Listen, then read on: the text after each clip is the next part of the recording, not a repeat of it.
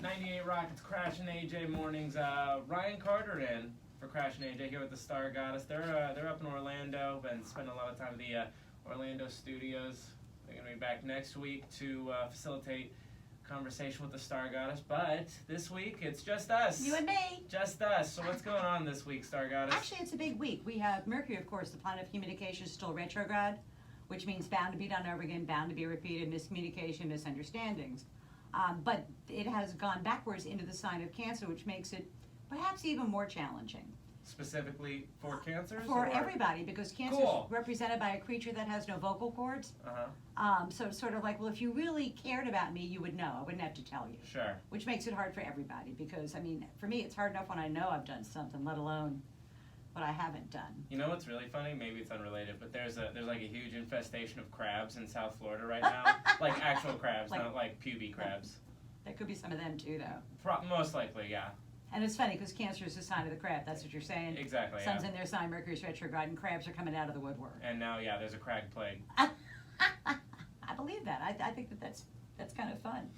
The other thing we have going on is today, the sun has left the sign of Cancer and gone into the sign of Leo, which is probably, you know, it's so hot right now. We have a big heat wave coming through, and it's like not a surprise. These are the dog days of August because the dog star is the rising star in the morning, and it's traditionally the hottest 2 weeks of the year, the last week in July, first week in August. So no surprise, there's a heat wave. Well, the sun entering Leo, whenever the sun changes signs is where your attention shifts, and the sun stays in a sign for about 30 days or so. So you give a shot, you know, this is where I'm going to pay attention to for these 30 days.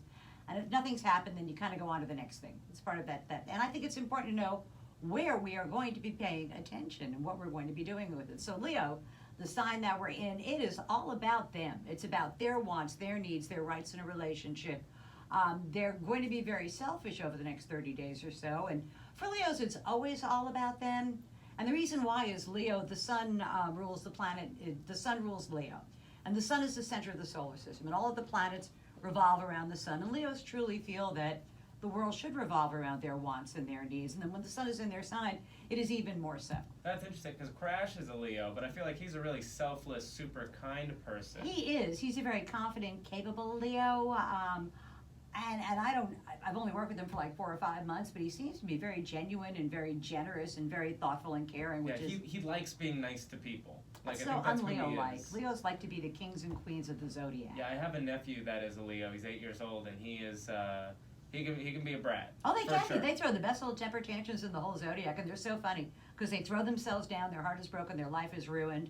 They lift their little tear-stained faces and go, oh, and you go, no, and then they stomp up the stairs. All Leos need to, and the worst thing a Leo can do is blow their exit, you know, because they're stomping out. And the thing is, they'll take their presence away from you. But that only lasts about 5 or 10 minutes because it's no fun if nobody's watching. True. So I get a big kick out of them. They are my favorite sign. And I thought it was me. I thought that I ran into more Leos than anybody else, but it turns out there really are more Leos than any other sign of the Zodiac. It's the most populous sign because they're all conceived in November.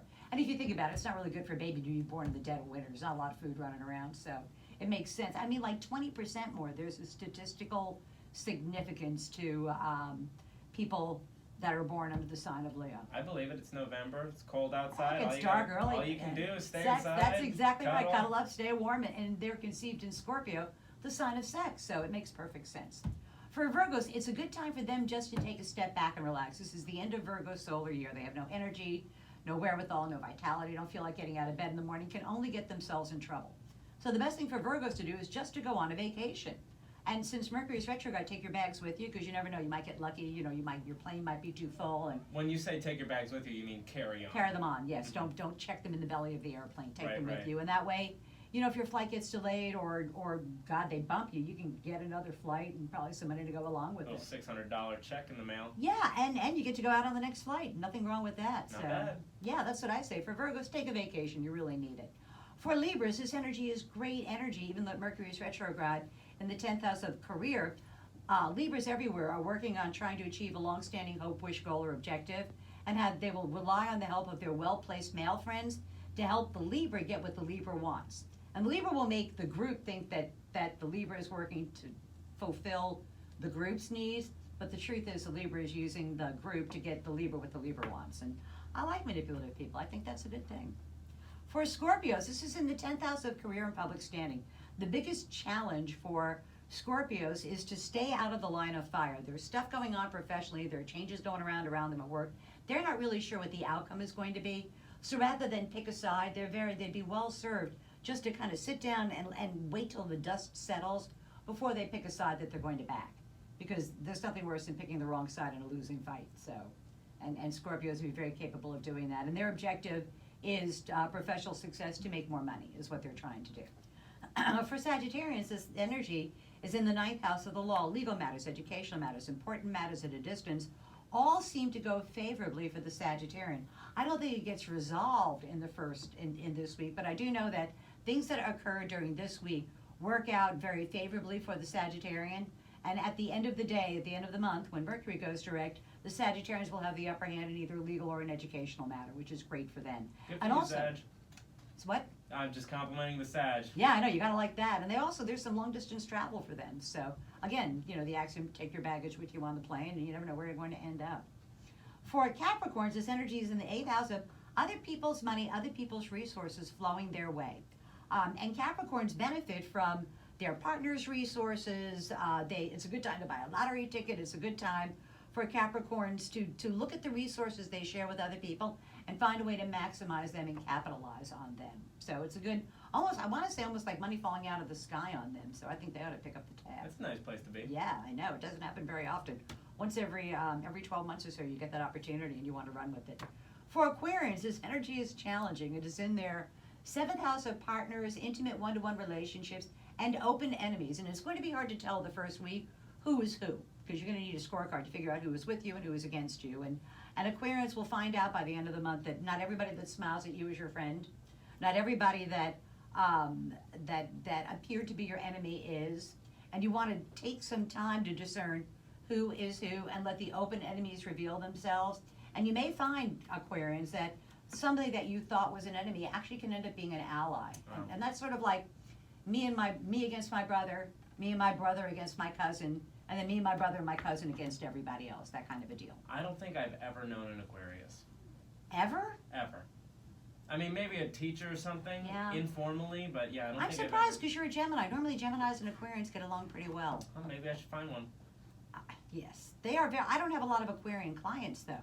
They are very, very hard to predict because they don't know what they're going to do until about 3 or 4 minutes before they do it. And Americans, we elect a lot of Aquarians. That's one of the most popular. The 3 signs we elect the most are Aquarians, Cancers, because our moon, the United States' moon sign is Aquarius. So we're going to like people that make us feel good. Cancer, because we are Cancers, and then Libras are the 3 most popular sign. And I think it's interesting that Mayor Pete is an Aquarian running for office, and Kamala Harris is a Libra running for office, and Joe Biden's a Scorpio. I don't think he's going to win. But I think that for Aquarians, they need to find out who is with them and who is not. And that will be revealed by the end of the month. For Pisces, this energy is in their 6th house of work, health, and responsibilities.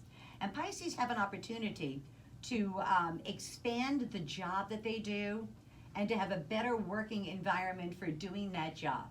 They don't get their promotion right away, but the stuff that happens over the next 2-3 weeks ends up putting the Pisces in a good professional position so that when Jupiter goes direct in their 10th house in the middle of August, they can then get that increase in responsibility. So it's sort of do the work now, lay the foundation now, and then whatever changes in August, the Pisces will be there to capitalize on that. It's just like everything in life, Pisces. Just work now, reap the benefits later. Later, exactly. It's like gladly pay you Tuesday for a hamburger today deal. Yeah, exactly. But in this case, and Pisces, you have to be careful because they really vibrate. They respond to the word I need. And so they are one of the easiest signs to get to work for free. And with the promise that we're going to pay you later on. But in this case, they actually do get paid off later on. It actually does work for them. It's about time. For Aries, this energy is in the 5th house. So I want to have as much fun as I can. Summertime is Aries' favorite time of year to play, party, carouse, carry on. Love affairs. If they're single, they'll attract somebody. If they're married, their marriage goes well. It's a fun time with children. It's just you're not going to see a lot of Aries at work over the next week or 2. It's a good time for them just to vacation and have as much fun as they possibly can. For Tauruses, not so much. For Tauruses, it's in their 4th house of home and foundations. And they've got something going on at home, and they're not really sure what to do about it. And they really don't have an answer today They're not going to have an answer for about a week or so. But whatever it is that they do, pitching a fitted home is not going to help them get what they want. And so it's kind of a frustrating time for Tauruses at home. They're not sure about their home. They're not sure about where they're going to be. And all of that is very frustrating for them because Taurus like everybody likes a stable inner world, but not as much as Taurus. So for them, not having a clear idea of what's going on at home is very baffling for them, and it creates a lot of frustration. So, and they need to know that after this week, they'll be able to get the question of their home and their foundation settled, but not to worry about until then. For Geminis, the pace of their day-to-day living picks up to warp speed. They have got places to go, people to see, things to do, additional other duties. And it's a series of short out and backs. This is not like, oh, I'm going to go to China. This is like, I'm going to go to Orlando and back, that kind of a deal. It's short distance, short duration travel. And they learn something very useful about their world. They learn something useful about where it is that they are at. They're not really ready to put down roots yet. They're still sort of in transit kind of a deal. So they're not really here, they're not really there. They're sort of in between places right now. Is the Gemini ever not in between places? But my next remark was going to be anybody could put up with that. It's a Gemini. They're great with that because they're a mutable sign. I am a Gemini. I'm the resident Gemini. I've definitely felt very warp speed for the last couple of weeks. Yeah. So terrible to hear that it's only getting faster. It's only going to get faster. Yeah. Exactly. However, the thing why you felt it for the last couple of weeks is that when Mercury got into Leo, which is again same thing, third house of day-to-day living, and then it retrograded, meaning you weren't able to come up with a great day-to-day work schedule that encompasses all of the things you need to do. You're still trying to put those pieces together. Mm-hmm. And then once Mercury, and with Leo, with the sun going into Leo, with Mercury going direct next week, or on the 1st, you'll be able to put all those pieces together and then dial it down to something you can manage. Oh, can't wait That's for that. the big, I know, that's the big objective, is to not be in two places at once. Although if anybody could do it, certainly a Gemini could. For Cancers, the last time we're going to talk about, it is about the money. It's about earned income. It's about making more money. It's about expanding the amount of money you make. And I don't know whether Cancers are going to get a promotion or an increase, or they're going to get a new job with a better money-making opportunity. But for Cancers everywhere, they're really trying to solidify their finances and nail down their finances and get it to something that they can manage, which is an important thing. And I think for them, because Jupiter's in their 6th house of work, that they end up getting a promotion or some sort of financial increase in pay as a result of the fruits of their labor. This is not money falling out of the sky on them the way it does for Capricorns. For Cancers, it's a matter of hard work will pay off and the money flow will head their way. So that's a cool thing for them. Good time for Cancer to get involved with passive income generation, like buying a house? Yes, but I would be careful about buying a house until after Jupiter went direct. It's a good time. Don't buy a house, Cancer. Not right now. I'm not so sure that it would work out the way they would want it to. You're getting a better deal. It's coming down the line. I do think that that's the case. Either better opportunity, and I also think interest rates are going to go down, so it'd be worth. You're not the only one. Well, I think it would, and I don't think that that's too far off. I think that's in the next 3-4 weeks, and I think it's worth, a half a point over 30 years ends up to be a boatload of money. Yes, So it does. it's certainly worth waiting for. So tomorrow's news today for the 12 signs of the Zodiac with the sun entering into the sign of Leo. Where can people find you, Star Goddess? They can find me at stargoddess98rock.com. I have a great webpage with more information than you ever wanted to know about yourself and astrology.